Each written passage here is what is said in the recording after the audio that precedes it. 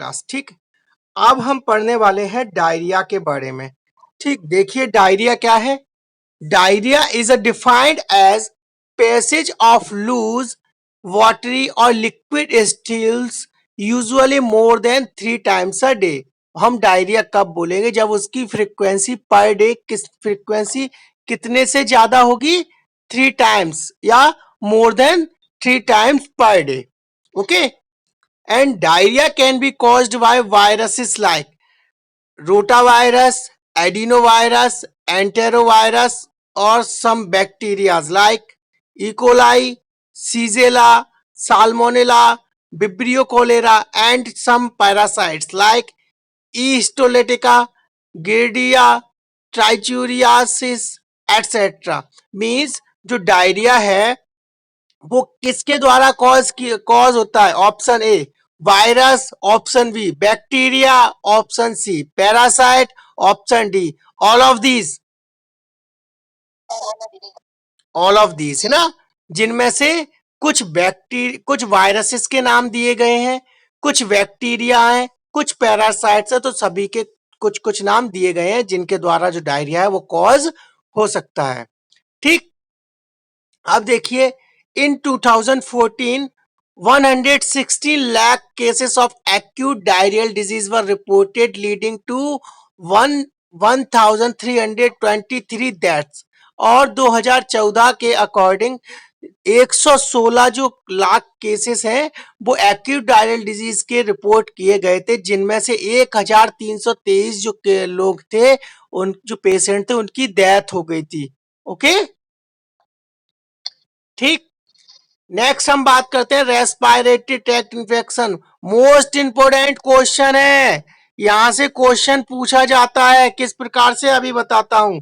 पहले देखिए, respiratory tract infections में cause inflammation of respiratory tract anywhere from nose to alveoli and may be caused by। और जो respiratory tract infection है उसमें क्या हो जाता है? इन्फ्लामेशन हो जाता है रेस्पिरेटरी ट्रैक्ट में। वो कहां से कहां तक? कहीं भी हो सकता है, नोज टू एल्वोलाई के बीच में कहीं पर भी रेस्पिरेटरी ट्रैक्ट में इन्फेक्शन हो सकता है, वहां पर इन्फ्लामेशन हो सकता है, जिसे हम बोलेंगे रेस्पिरेटरी ट्रैक्ट इन्फेक्शन। ओके, जो किसके द्वारा कॉज किया जा सकता है? कुछ बैक्टीरिया के द्वारा भी कॉज किया जाता है, जैसे कि हीमोफिलस इन्फ्लुएंजा, क्लैबिसीलिया सीलिया, लेजियोनीला, स्टेफाइलोकोकस और कुछ viruses like adenovirus, enterovirus, rhinovirus and respiratory syncytial virus. Okay, अब यहां से वो आपसे क्वेश्चन पूछेगा कि इनमें से किसके द्वारा जो रेस्पिरेटरी ट्रैक्ट इन्फेक्शन है वो या नहीं होता है। ठीक, option A Haemophilus influenza, option B rhinovirus, option C respiratory syncytial virus, इसे आरएस भी शॉर्ट में बोलते हैं। शॉर्ट में क्या बोलते हैं? आवाज ब्रेक हो रही है। अच्छा, ज्यादा ब्रेक हो रही है कि थोड़ी बहुत हो रही है?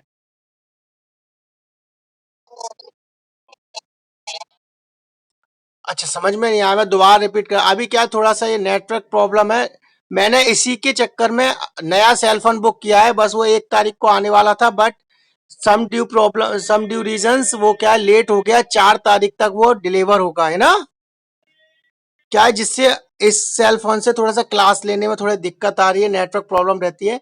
तो देखिए जो रेस्पिरेटरी सिंसियल वायरस है इसको हम शॉर्ट में आरएस भी बोलते हैं। क्या बोलते हैं? आर एस भी। क्या बोलते हैं? आर एस भी। ओके, तो आज मैं आपको धीरे धीरे पढ़ाऊंगा क्लास में, क्योंकि जो वॉइस के रिगार्डिंग जो आज जो प्रॉब्लम आ रही है वो ना हो।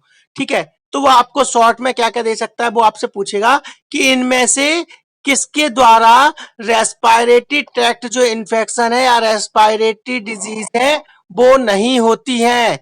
Number A option A Haemophilus influenza, option B rhino virus, option C RSV respiratory syncytial virus, option D वो आपको दे देगा साल्मोनेला टाइफी।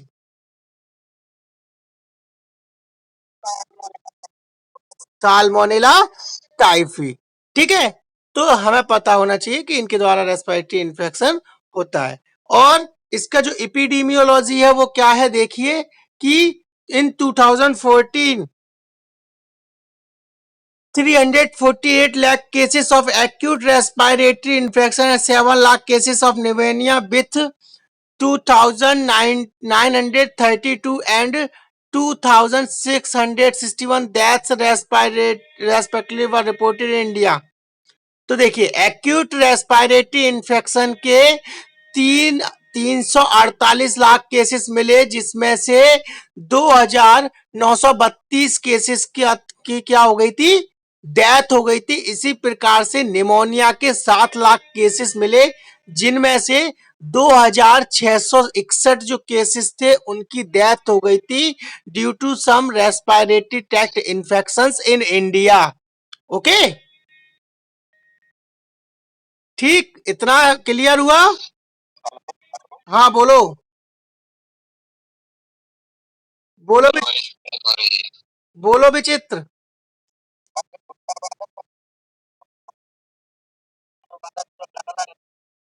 हाँ, रोटो virus, rhino virus, adeno virus, ये वायरसेस की कैटेगरीज हैं। जब आपने माइक्रोबायोलॉजी में अगर, हाँ बोलो, कुछ बोलना है क्या? हाँ, रोटा वायरस अलग है, राइनो वायरस अलग है, ठीक है, एडिनो वायरस अलग है। ये क्या है, जो वायरस आपने जैसे माइक्रोबायोलॉजी पढ़ी होगी ना, पढ़ी है माइक्रोबायोलॉजी, तो उसमें बैक्टीरिया के टाइप्स पढ़े थे, मॉर्फोलॉजिकल जो क्लासिफिकेशन ऑफ बैक्टीरिया पढ़ा था क्या? उसी प्रकार से आपने वायरस का क्लासिफिकेशन या वायरस का जो क्लासिफिकेशन पढ़ा होगा, उसमें भी वायरस की क्लासेस होती हैं। कुछ वायरस होते हैं जो एडिनो वायरस के अंदर आते हैं, कुछ वायरस होते हैं वो रोटा वायरस के अंदर आते हैं, कुछ वायरस होते हैं जो किसके अंदर आते हैं, इसी प्रकार से एंटेरोवायरस के अंदर आते हैं। तो ये कुछ वायरसेस की क्लासिफिकेशन, जिनके अंदर कुछ वायरस अलग अलग कैटेगरीज में आते हैं। ठीक है,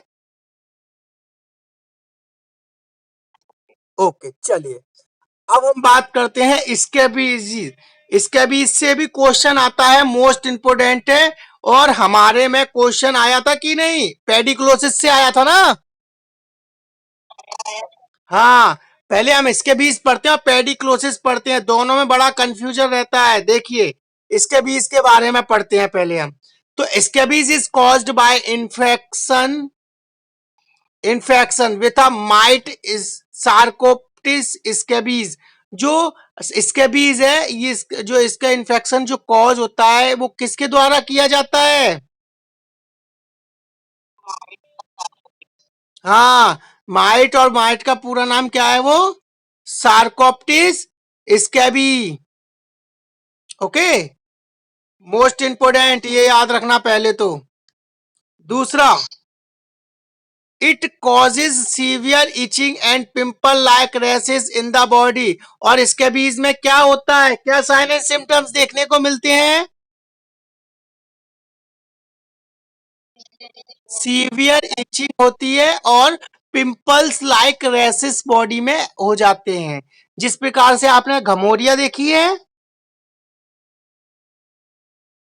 हेलो, घमोरिया देखिए, घमोरिया जब आप ईचिंग करते हो, खुजली होती है गर्मी में, और ईचिंग के कारण क्या हो जाती है, वहां स्वेटिंग, अगर कोई भी कपड़ा ज्यादा टाइम तक गीला या स्वेटिंग का रहता है, स्वेट का गीला कपड़ा लगा रहता है, तो वहां घमोरिया हो जाती है कि नहीं, दाने दाने, उसी प्रकार की। ठीक है, Scabies spreads rapidly in overcrowded places through skin to skin contact between people।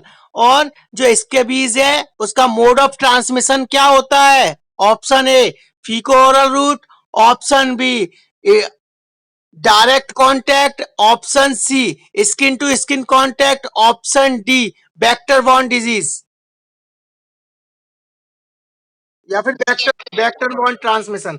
तो क्या रहता है, स्किन टू स्किन इसका ट्रांसमिशन होता है और ये ओवर क्राउडेड प्लेसेस में या ज्यादा देखने को मिलती है, ठीक है।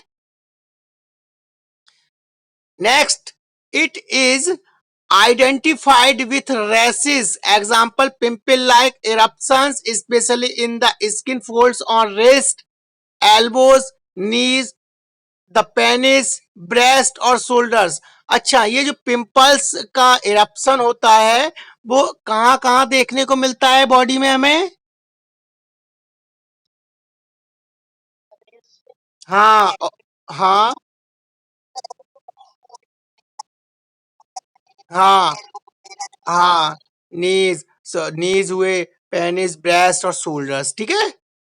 Next, there is intense itching at night time all over the body. और इसमें ज्यादातर जो इचिंग होती है वो कब होती है? नाइट में होती है ना। And diagnosis is made by looking at rashes. A skin scrap may be taken to look for mites X to confirm the diagnosis। और डायग्नोसिस के लिए हम स्किन का स्क्रैप लेते हैं और उसको उसके लिए डायग्नोस के लिए भेजते हैं जिससे हमें कंफर्मेटरी डायग्नोसिस मिले बड़े या फिर बना सकें, ठीक है। ओके, इसमें किसी को कोई डाउट, यहां तक कोई कंफ्यूजन?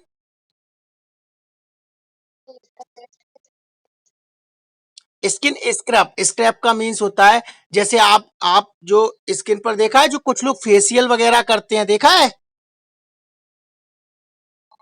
फिर उसके बाद उसको हटाते हैं कि नहीं स्किन से। स्किन का स्क्रैप लेते हैं, स्क्रैप, स्क्रैप का मीन्स होता है स्किन से स्किन को स्क्रैप करके निकालना। अरे जो साफ करने के लिए आप जो ब्यूटी प्रोडक्ट्स यूज करते हो स्किन पर ग्लो लाने के लिए, उसके बाद आप, हाँ, उसमें क्या रहेगा, जब हम उसको स्क्रैप को निकालेंगे तो कुछ इस डेड स्किन है और जो स्किन स्किन की सेल्स है वो भी तो साथ में आएंगी। सम, और जो, हाँ, और उसमें हमें क्या मिलेंगे, माइट के एग देखने को मिलेंगे। जब हम डायग्नोसिस करें तो माइट के एग देखने को मिलेंगे तो हम समझ जाएंगे कंफर्मेटरी कि ये स्कैबीज है। क्लियर?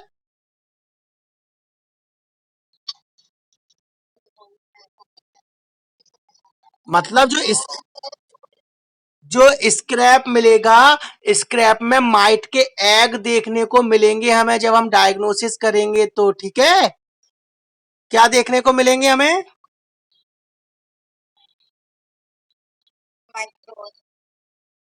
जब स्किन स्क्रैप लेंगे उसमें क्या देखने को मिलेंगे हमें?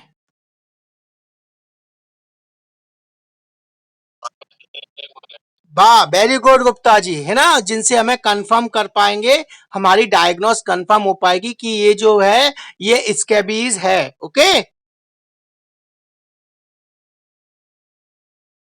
नेक्स्ट देखिए, several lotions are available to treat scabies. और स्कैबीज को ट्रीट करने के लिए कई प्रकार के लोशंस अवेलेबल हैं या मिलते हैं, ठीक है। कई प्रकार के लोशंस जो है वो अवेलेबल है जो स्कैबीज को ट्रीट करने में यूज किए जाते हैं। क्लियर? कौन कौन सा? पहला है बेंजाइल बेंजोइट 25%। कौन सा है पहला सॉल्यूशन, लोशन कौन सा है? Is applied to clean body from neck down to the toes and left over 72 hours. और इसको हम कहां पर यूज कर सकते हैं?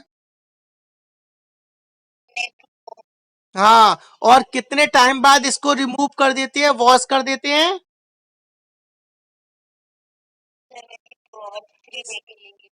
हाँ, उसको लगा लेते हैं और 72 आवर्स के बाद इसको क्या कर देते हैं, रिमूव कर देते हैं।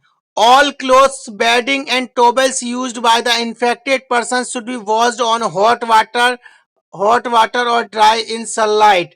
और जो स्टबीज का पेशेंट है उसके क्लोथ्स वगैरह को हमें हॉट वाटर में धोना चाहिए, वॉश करना चाहिए, और हीट में, जो ड्राई हीट है, ड्राई सनलाइट है, उसमें उसको डालना चाहिए जिससे वो डिसइंफेक्ट हो जाए। ओके,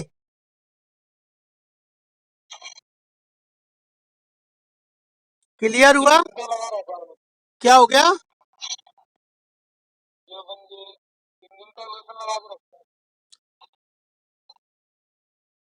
हाँ, 72 आवर्स का बोला है, लेकिन अपन उसको पेशेंट को बताते हैं कि वो लगा ले, रात को लगा ले, सुबह धो ले, 12 घंटे बाद धो सकता है, 24 घंटे बाद धो सकता है। ठीक है,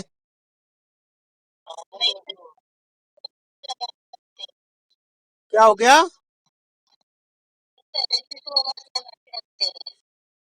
किसी को प्रेस्क्राइब किया है क्या आपने अभी तक?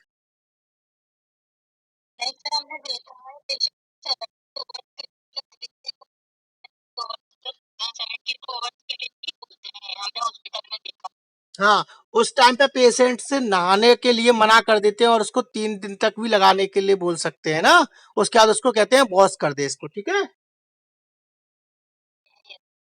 चलिए। ठीक है, अब अगर आपसे पूछा जाएगा कि बेंजाइल बेंजोएट 25% लोशन है, वो किस डिजीज में यूज किया जाता है? Option A scabies, option B pediculosis, option D leprosy, option fourth मतलब डी नॉन ऑफ दीज। इसके बीच में बेंजाइल बेंजोएट 25% लोशन का यूज किया जाता है। और इसको कितने टाइम तक पेशेंट की बॉडी पर लगाकर रखा जाता है? 24 आवर्स, 12 आवर्स, 72 आवर्स या फिर 1 डे? 72 आवर्स। ओके, यहां तक कोई प्रॉब्लम किसी को? चलिए, अब मोस्ट इंपोर्टेंट नेक्स्ट, ये भी बहुत इंपोर्टेंट है, पेडिकुलोसिस। पेडिकुलोसिस के बारे में देखिए क्या है। Infestation by lice is called pediculosis. जो लाइस रहता है उसके द्वारा स्किन में इन्फेस्टेशन कर देना, अपने एगो को स्किन के अंदर छोड़ देना, उसको क्या बोलते हैं हम? पेडिकुलोसिस। अब इसके भी किसके द्वारा हो रहा था?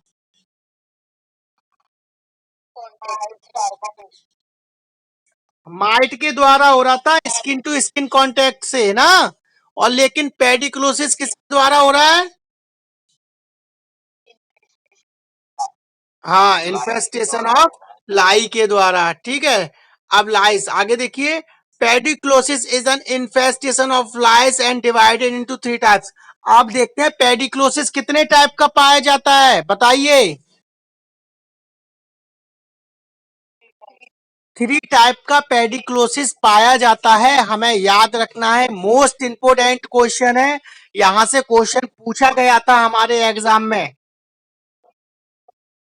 3 टाइप कौन कौन से हैं? पहला है पेडिक्लोसिस कैपिटिस। क्या है पहला?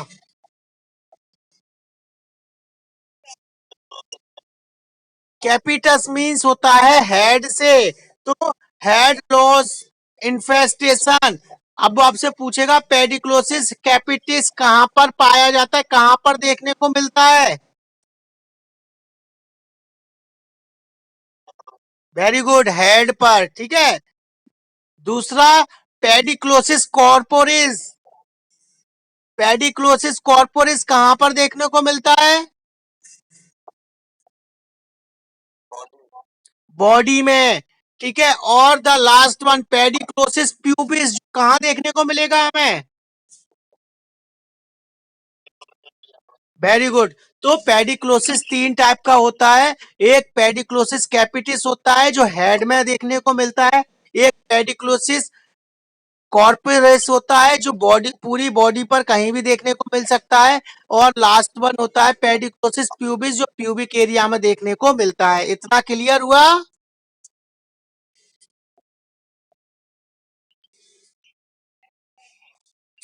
आगे देखिए। Lice can be acquired by direct contact. और जो लाइस है वो भी किस प्रकार से इन्फेक्शन फैलाता है? डायरेक्ट कांटेक्ट के द्वारा। ठीक, और आगे देखिए, control of lice is achieved through the use of insecticides. और पेडिक्लोसिस से या जो लाइस है उसको कंट्रोल करने के लिए हम इंसेक्टिसाइड्स का यूज करते हैं, जिसमें हम 1% डीडीटी का उपयोग करते हैं। किसका उपयोग करते हैं पेडिक्लोसिस को ट्रीट करने के लिए? 1% डीडीटी, पूरा बोले है ना? कितने percent DDT? 1% DDT was with 1% DDT for head lice, and maintaining personal and environment hygiene is very important in prevention and control of lice infestation। और अब वो आपसे पूछेगा 1% DDT का उपयोग किस किस प्रकार के पेडिक्लोसिस में किया जाता है? पेडिक्लोसिस कैपिटिस, पेडिक्लोसिस कॉर्पोरिस, पेडिक्लोसिस प्यूबिस, या फिर ऑल ऑफ दीज?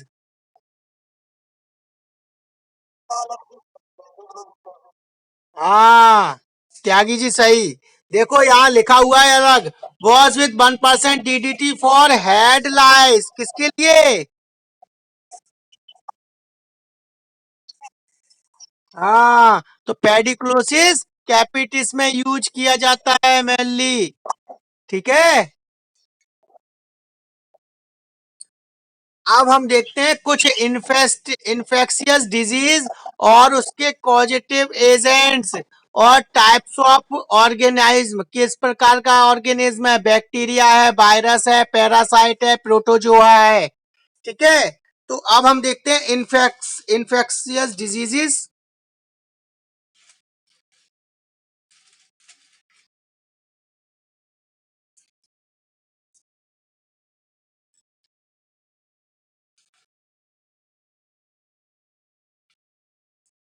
परेशानी है आता सारी।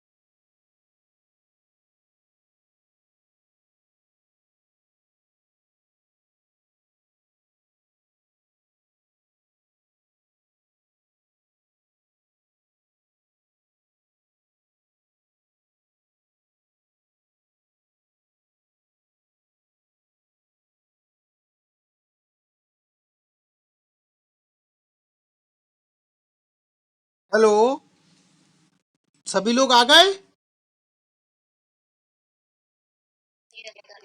ठीक है, अब कुछ हम डिजीजेस, उनके कॉजेटिव एजेंट्स और वो किस प्रकार के ऑर्गेनिज्म है उनके बारे में पढ़ते हैं। तो लेप्रोसी का कॉजेटिव एजेंट क्या है?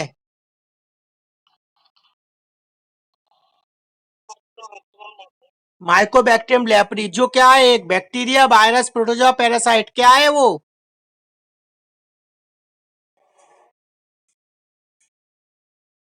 जो माइको है वो किस प्रकार का ऑर्गेनिज्म है? बैक्टीरिया है, वायरस है, प्रोटोजोआ है, पैरासाइट है? बैक्टीरिया। दूसरा, ट्यूबरक्लोसिस का पॉजिटिव एजेंट बताइए। ये भी क्या है? एक प्रकार का बैक्टीरिया है। नेक्स्ट, डिप्थीरिया का बताइए।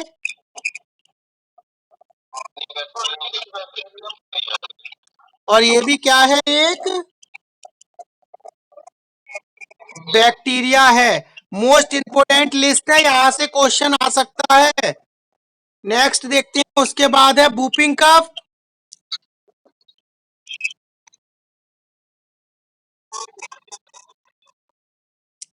ये क्या है? बैक्टीरिया है। टिटेनस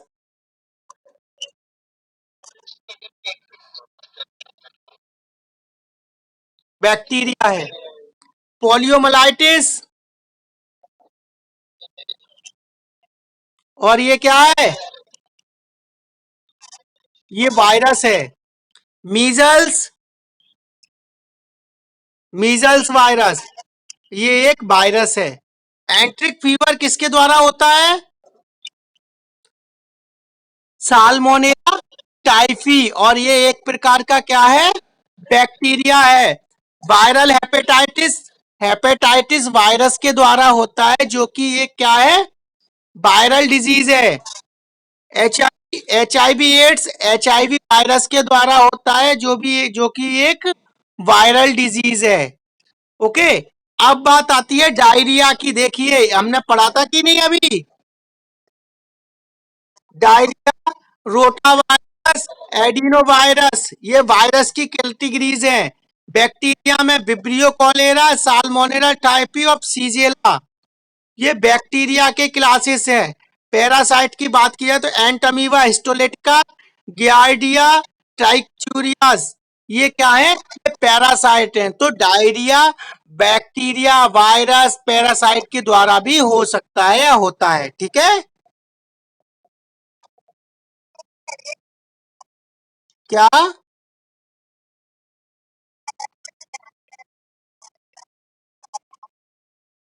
हाँ, तो देखो डायरिया चार पांच प्रकार का डायरिया होता है। डायरिया के क्लासिफिकेशन पढ़े हैं क्या किसी ने? हेलो।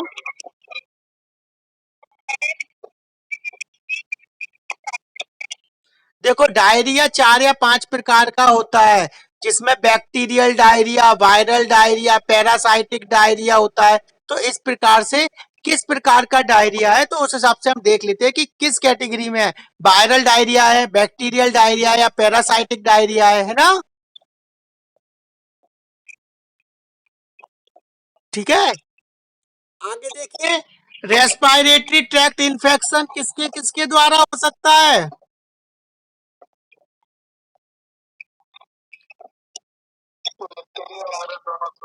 दोनों से हो सकता है।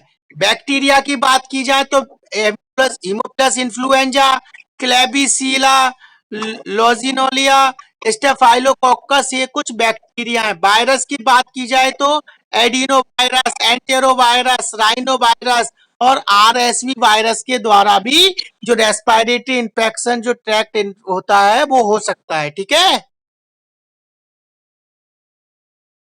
अब यहां से एक और क्वेश्चन बनता है कि अपर रेस्पिरेटरी ट्रैक्ट में जो इन्फेक्शन पाया जाता है वो मोस्टली किसके द्वारा होता है? Option A bacteria, option B virus, option C allergy, option D all of these. हाँ, अपर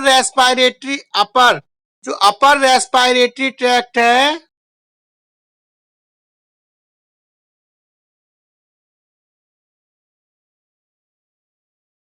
अपर रेस्पिरेटरी ट्रैक्ट जो इन्फेक्शन है वो ज्यादातर 90% केसेस में किसके द्वारा होता है? वायरस के द्वारा। अब कोई मुझे ये बताएगा, वायरल जो इन्फेक्शन है उसमें एंटीबायोटिक प्रिस्क्राइब करनी चाहिए या नहीं?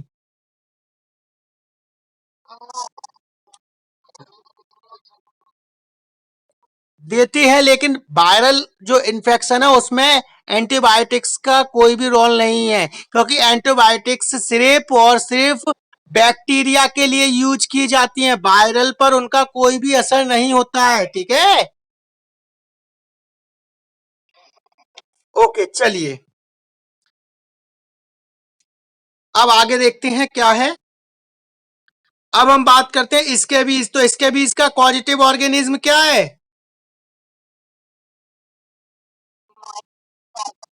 हाँ। और पेडिक्लोसिस का क्या है? लोज या फिर पेडिक्लोसिस, और जो किसके द्वारा होता है? पैरासाइट के द्वारा होता है। यहां तक कोई दिक्कत किसी को?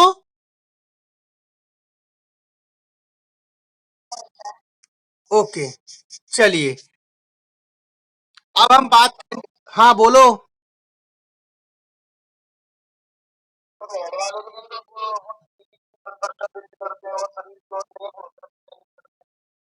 उसमें भी हम वैसे तो जहां तक देखा जाए तो उसमें भी हम 1% डीडीटी ही यूज करते हैं, लेकिन इन्होंने स्पेशली लिख दिया कि हेड के लिए, समझ रहे हो।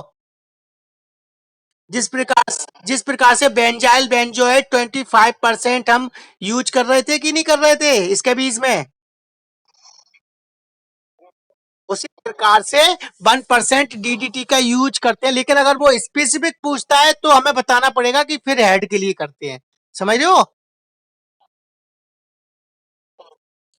चलिए अब हम पढ़ते हैं, स्टार्ट करने जा रहे हैं जूनेटिक डिजीजेस। अब कोई मुझे बताएगा जूनेसिस क्या होता है।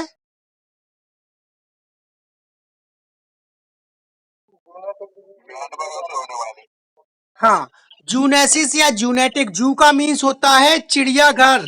जू का मीन्स क्या होता है।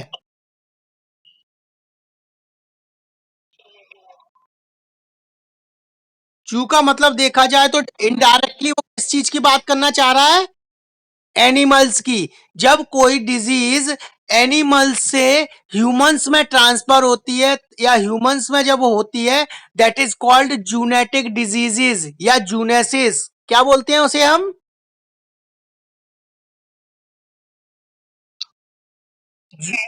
जूनेटिक डिजीज या जूनेसिस। अब मुझे बताइए मंकी पॉक्स जो है वो किस प्रकार की डिजीज है।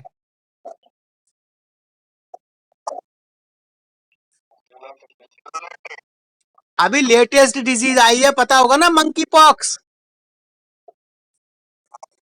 हाँ, इसे जूनेटिक डिजीज है। ठीक है, अब हम आगे देखते हैं जूनेटिक डिजीज में पहली जो डिजीज हम पढ़ने वाले हैं वो क्या है हमारी, रेबीज। चलिए अब हम रेबीज के बारे में बात करते हैं। देखिए क्या है रेबीज के बारे में। Rabies also known as hydrophobia.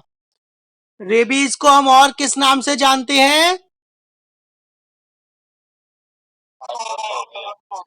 Hydrophobia का मतलब क्या होता है, कोई बताएगा। हाँ, हाइड्रोफोबिया में क्या होता है, पेशेंट जो रहता है रेबीज का, उसको पानी से, वाटर से क्या लगता है, डर लगता है। आगे देखिए, is a fatal viral disease, और ये एक फैटल मीन्स घातक जानलेवा बीमारी है, जो एक वायरल डिजीज है, और which is caused by lyssavirus. और ये किस वायरस के द्वारा कॉज्ड होती है, लीसा वायरस। आपको अगर याद नहीं रहे तो आप ऐसे याद रख सकते हो कि आपके पास एक कोई पपी है, डॉग है जिसका नाम है लीसा। क्या नाम है, आपके पास एक डॉग है, पपी है जिसका नाम है लीसा। और रेबिज जो होता है, रेबिज किस, आपने, आपके पपी ने किसी को काट लिया और उसको रेबिज हो गया, तो रेबिज किसके द्वारा हुआ है, किसके काटने से हुआ, आपके पपी का नाम क्या है। हाँ, लीसा के काटने से उसको रेबीज हो गया, समझ में आ गया। ओके, अब आगे देखते हैं। It is a zoonotic disease that is a disease of animal that are transmit to man. Zoonotic disease या जूनेसिस का क्या मतलब है कि कोई भी डिजीज, बीमारी जो एनिमल्स से मैंस या ह्यूमंस में ट्रांसफर होती है, जिसे हम बोलते हैं जूनेटिक डिजीज या zoonosis. Okay, next, it is a disease of dogs, cats, jackals and wolves which can be transmitted to man। और ये डिजीज किस किस के काटने से हो सकती है,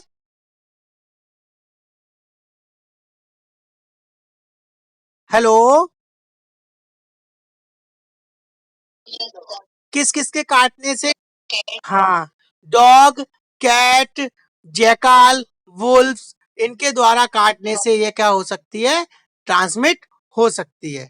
by lick, like and bite of rabid animals. ठीक है, a total of 104 cases of rabies were reported in the India in 2014। और 2014 में 104 जो टोटल केसेस थे वो रेबीज के रिपोर्ट किए गए थे। कितने? 104 केसेस। ठीक है। हाँ, अब हम बात करते हैं रेबीज की जो स्टेट है, रेबीज की condition in the world. World में रेबीज का क्या एपिडेमियोलॉजी है देखिए। Worldwide the number of human rabies deaths is estimated to be 35,000 and 50,000 annually. और पूरे वर्ल्ड वाइड में रेबीज के द्वारा कितनी डेथ एस्टिमेट की गई है? लगभग कितनी डेथ होती है पर ईयर?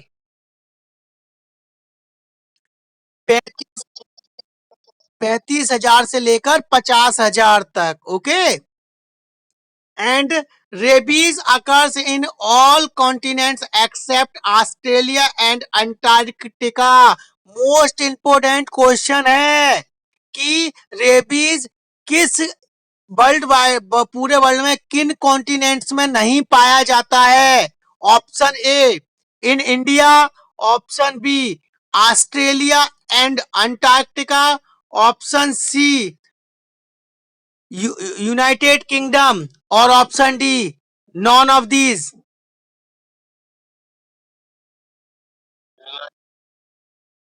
गलत। गुप्ता जी गलत बोल गए। ऑस्ट्रेलिया और अंटार्कटिका। अंटार्कटिका में तो कोई रहता ही नहीं है। ठीक है। बचा ऑस्ट्रेलिया। ऑस्ट्रेलिया में भी और अफ्रीका के कुछ भागों में। In Africa and Asia with few important except जैसे जापान एंड सिंगापुर। और वहां पर भी रेबीज के कम केसेस मिलते हैं, ना के बराबर पाया जाता है। ठीक है।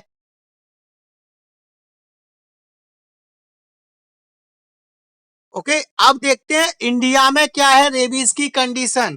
तो rabies is responsible for extensive morbidity and mortality in India. और इंडिया के अंदर भी जो रेबीज है वो मॉर्बिडिटी एंड मोर्टिलिटी में काफी एक्सटेंसिव रोल प्ले करता है। मींस उसका यहाँ पर इंडिया में भी। ओके ओके, रुकिए रुकिए रुकिए रुकिए।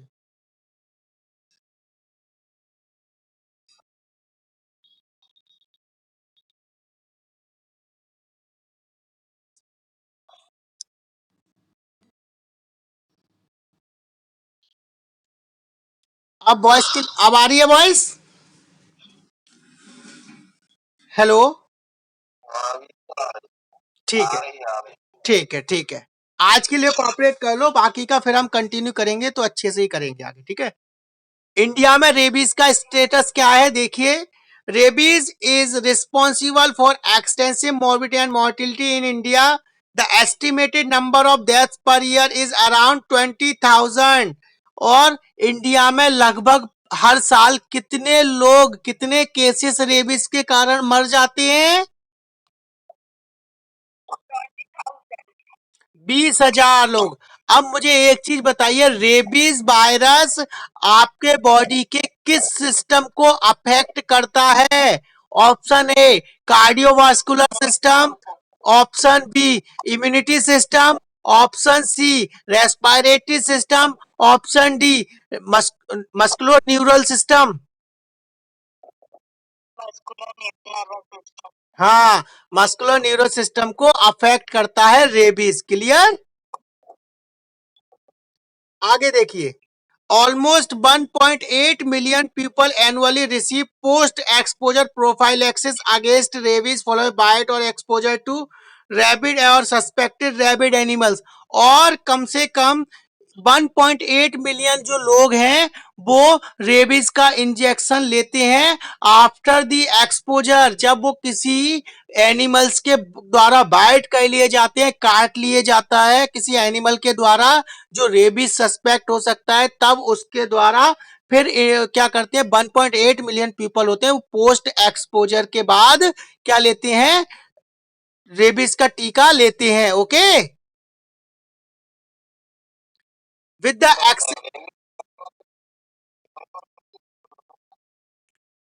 नहीं, एक बार अगर रेबीज हो गया तो वो क्यूरेबल नहीं है, फिर आप उसे ठीक नहीं कर सकते। आप उसे prevent, rabies is a preventable disease. Okay.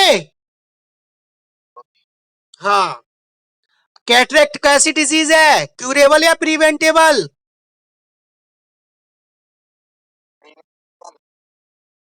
Cataract. हाँ, हमने पढ़ा था कि नहीं ये? आगे देखिए, with the exception of Andaman and Nicobar Island and Lakshadweep Islands, human cases of rabies are reported from all over the country। और जो कहां पर इंडिया में किस जगह है जो रेबीज के केसेस है वो देखने को नहीं मिलते हैं?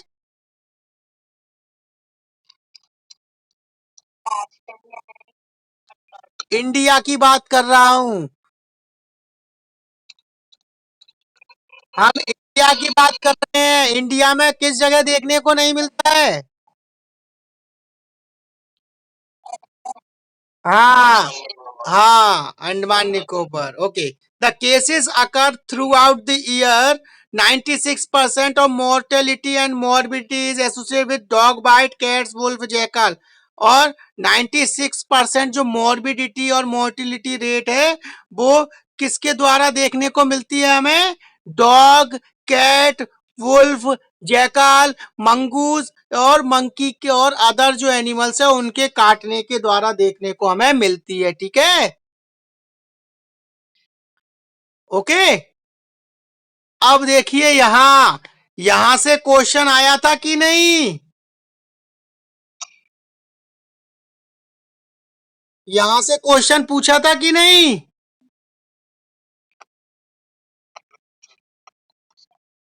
हाँ, तो मोस्ट इंपोर्टेंट है, यहां देखते हैं हम कुछ डिजीजेस के बारे में बात करेंगे। किस नेशनल प्रोग्राम के द्वारा उनको, किस नेशनल प्रोग्राम के अंडर उनको ट्रीट या मैनेजमेंट किया जाता है वो पढ़ेंगे। साथ में किस प्रकार की ड्रग्स का यूज किया जाता है उन्हें ट्रीट करने, वो पढ़ेंगे। मोस्ट इंपोर्टेंट है, यहां से क्वेश्चन पेपर में पूछा गया था। पूछा गया था कि नहीं?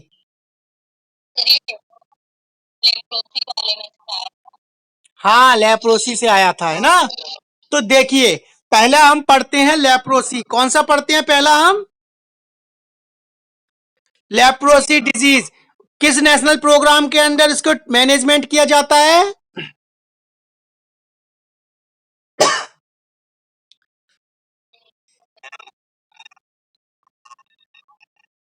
अरे क्या वो, गुप्ता जी थोड़ा सा गलत कर दिया। हाँ, तुमने सही बोला था, फिर से बोलो कौन बोल रहा था ये?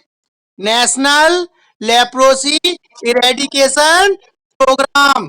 क्लियर?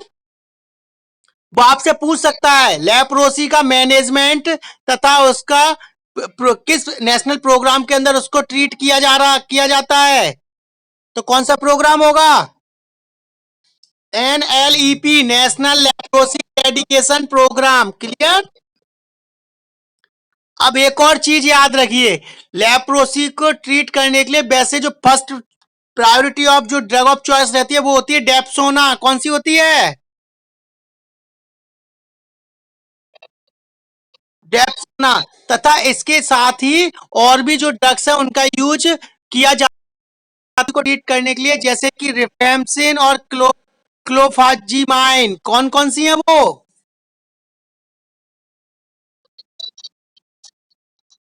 ठीक है, क्लियर। अगर मैं आपसे पूछता हूं कि लेप्रोसी को ट्रीट करने के लिए ड्रग ऑफ चॉइस क्या रहेगी? Option A rifampicin, option B dapsone, option C clofazimine, option D all of these.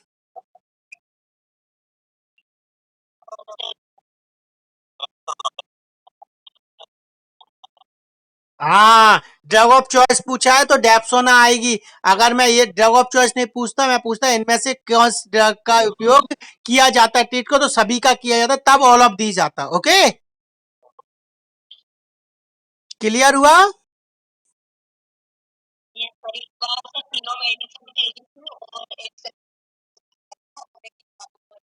हाँ, ये क्वेश्चन आया था BNS 041 में, अभी इसी एग्जाम में आया था कि नहीं? चलिए, दूसरा देखते हैं ट्यूबरक्लोसिस। ट्यूबरक्लोसिस का मैनेजमेंट और प्रिवेंशन किस किस प्रोग्राम के अंदर किया जाता है? पूरा नाम बताओ।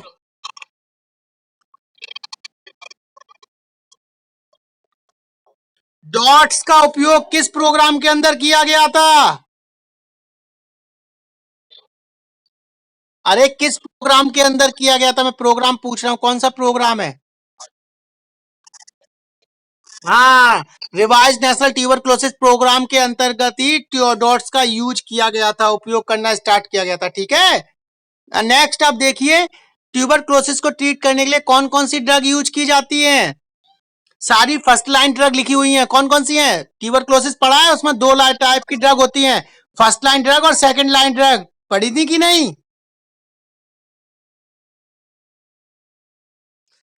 चलो नहीं पढ़ी थी तो सिर्फ इतना याद रखो, फर्स्ट लाइन ड्रग्स थी वो कौन कौन सी हैं जिनका यूज किया जाता है?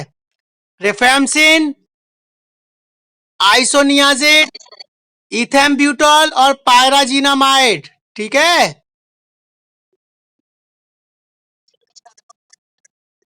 हाँ, चारों फर्स्ट लाइन ड्रग हैं ट्यूबरक्लोसिस की, ठीक है। ओके, अब वो यहां से एक क्वेश्चन और पूछ सकता है, इन चारों ड्रग्स में से बैक्टीरियोस्टैटिक ड्रग कौन सी है?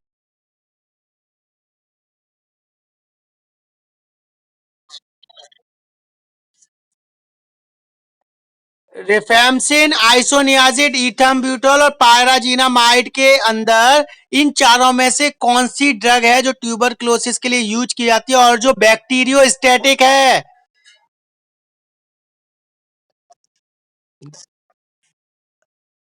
कौन सी है? गलत बता रहे हैं, गलत बता रहे हो, फिर से सोचो। गलत गलत। इथे इथेम्ब्यूटॉल, वेरी गुड। किसने बताया ये?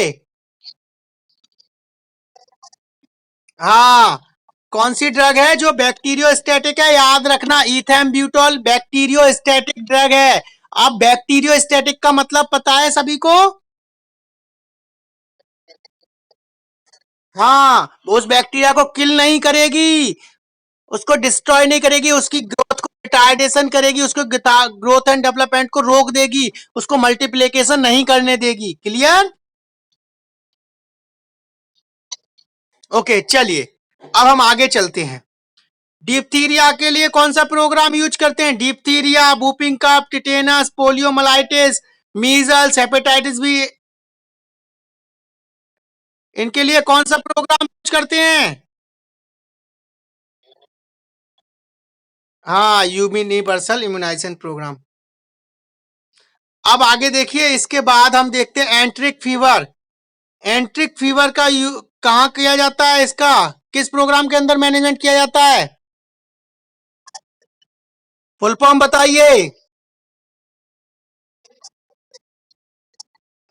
हाँ, और कौन सी ड्रग देते हैं एंट्रिक फीवर में?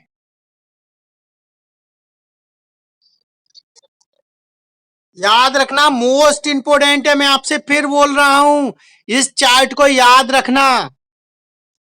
नेक्स्ट, डायरिया में, डायरिया के भी मैनेजमेंट किसके द्वारा किया जाता है?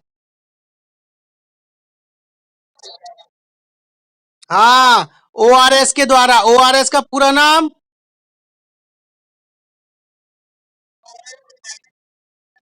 ओरल रिहाइड्रेशन सॉल्यूशन, ठीक है। इसमें एक और क्वेश्चन पूछा जाता है जो मैं यहाँ पूछ लेता हूं, कि वो आपसे पूछता है कि ओआरएस के अंदर इनमें से कौन सा कंपोनेंट है जो नहीं पाया जाता है? आप ओआरएस के कंपोनेंट को अच्छे से पढ़ लेना।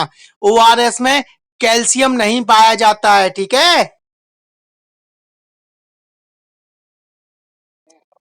आप ओआरएस के कंपोनेंट लिख लेना अलग से बुक में, और याद रखना कि ओआरएस में वो आपसे पूछेगा, in all these components accept in the ORS, ORS में इनमें से कौन सा कंपोनेंट है जो नहीं पाया जाता है?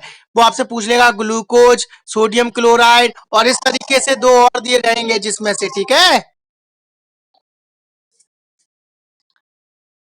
नेक्स्ट, रेस्पिरेटरी इन्फेक्शन में भी क्या देखिए, क्या है बताओ, किस प्रोग्राम के अंदर? आईडीएसपी के अंदर। और कौन सी ड्रग दी जाती है? एमोक्सिसिलिन। एमोक्सिसिलिन टैबलेट में दो तरह की आती है, एक 250 mg की आती है, एक 500 mg की आती है, ठीक है। 500 mg की टैबलेट दे सकते हैं, या फिर हम एमोक्सिसिलिन का इंजेक्शन भी आते हैं, ठीक है, लिफोलाइज्ड फॉर्म में आता है, जो हम आईवी एडमिनिस्ट्रेट करते हैं, ठीक है, जिसको मॉक्स क्लैब के नाम से जानते होगे, शायद सुना होगा, है ना।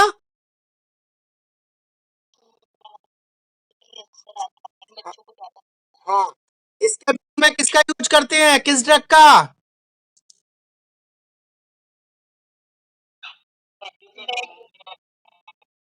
कितने परसेंटेज? 50%? 25? HIV एड्स का उपयोग किस प्रोग्राम के अंदर किया जाता है? नाको, याद रखना। और कौन सी थेरेपी दी जाती है? AIT का पूरा नाम? हाँ, हाँ, एंटी रेट्रोवायरल थेरेपी, ठीक है।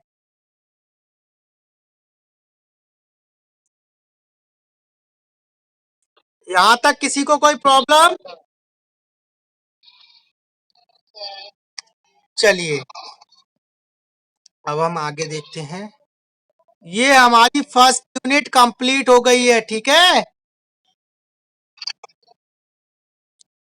कल हम पढ़ेंगे कौन सी यूनिट? कल हम पढ़ेंगे यूनिट सेकंड, जिसका नाम है communicable diseases for vector borne diseases, ठीक, जिसमें हम कुछ वेक्टर बॉर्न डिजीजेस के बारे में पढ़ेंगे, जैसे कि मलेरिया, फाइलेरिया, काला आजार, जेई, डेंगू और चिकनगुनिया, ठीक है, और उनके clinical symptoms, diagnosis, primary management और रेफरल, ठीक, क्लियर हुआ?